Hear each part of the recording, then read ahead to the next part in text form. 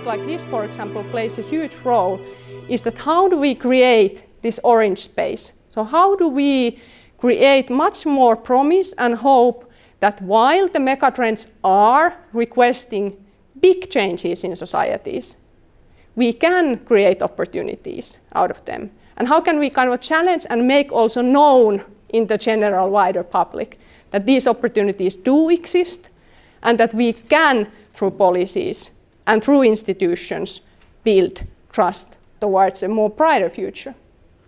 Then, as a policy framework suggestion would be these kinds of elements that would tap directly to the challenges that people now see mostly as threats, and how to build the message that they can also be opportunities.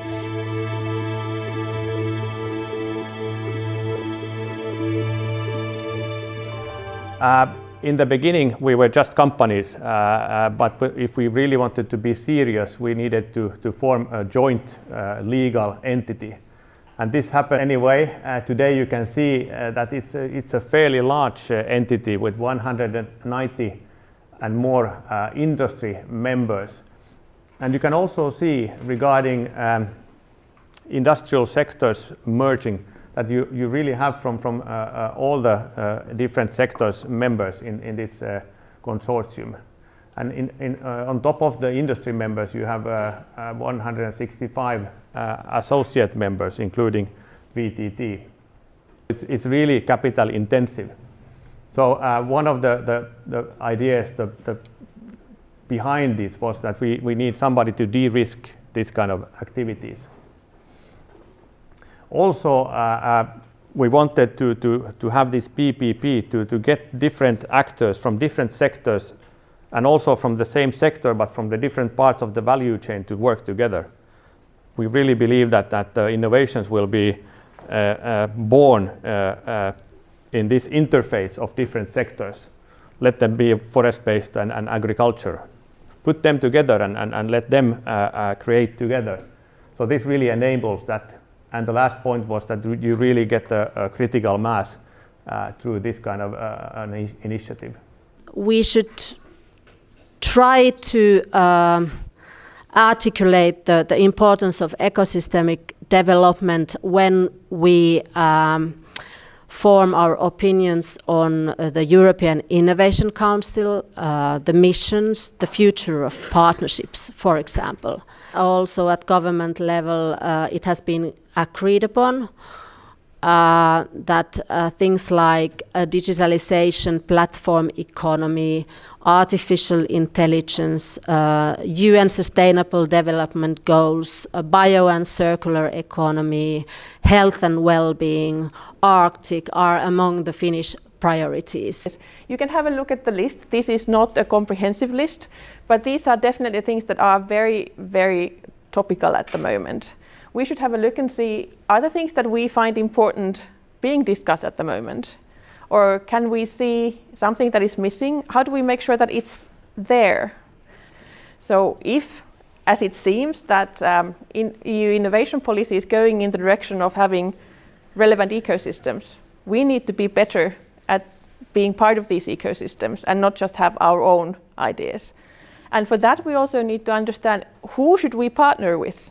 If these are our strengths, what are our weaknesses, and who could bring the needed knowledge into our system, so that if we have a joint offer, we have a better chance of succeeding because we are actually fulfilling the demand that is there.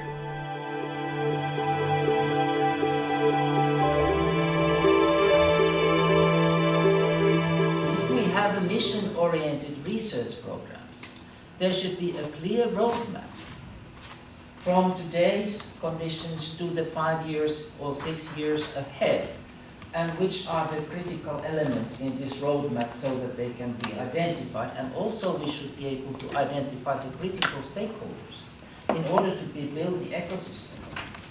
We need to have the system integrator inside the ecosystem. It can be one group of company, it can be a group of companies, it can be some other stakeholder that is managing the ecosystem.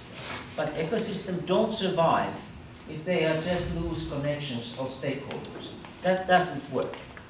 in the infrastructure projects where you have a source of income, for instance, an electricity plant where you can use the income from selling the electricity to pay for the financing. You see this in public infrastructure, in PPP projects, where you can use financing to build something, and then you can use toll revenues, or you can use public tax money to pay back for the investment over the long term.